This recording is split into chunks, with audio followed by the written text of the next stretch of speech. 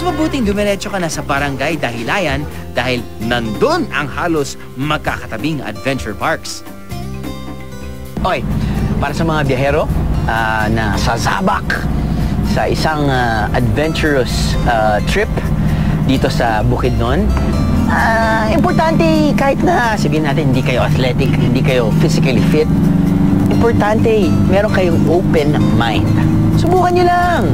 Kasi pag nandun na kayo, tapos hindi nyo na-experience, uuwi kayo ngayon sa Manila o kung saan mga kayo nakatira, parang, man, sayang oh, sinubukan nyo. Tingnan mo, na-Instagram niya ako, hindi ako kasama. Wag. Diba? No regrets.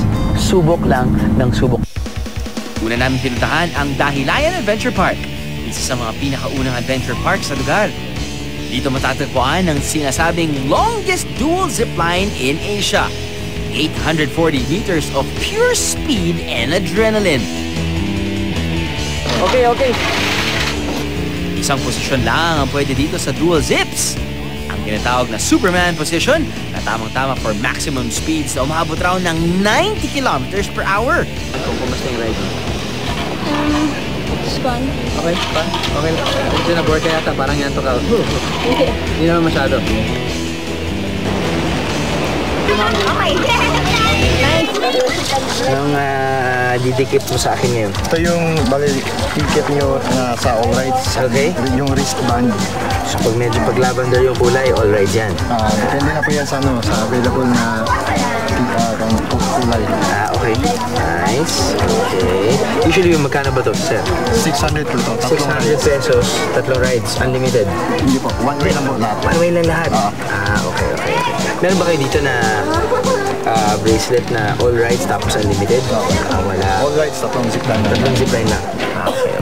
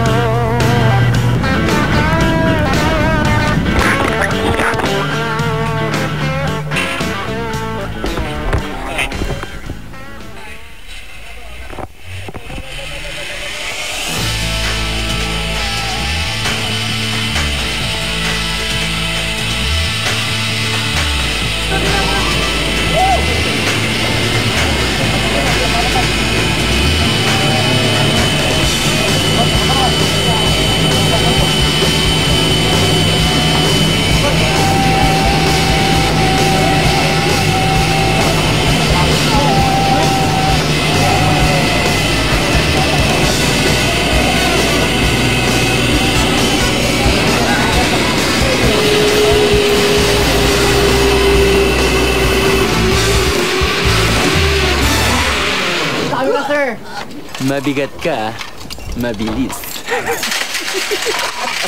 Ayos.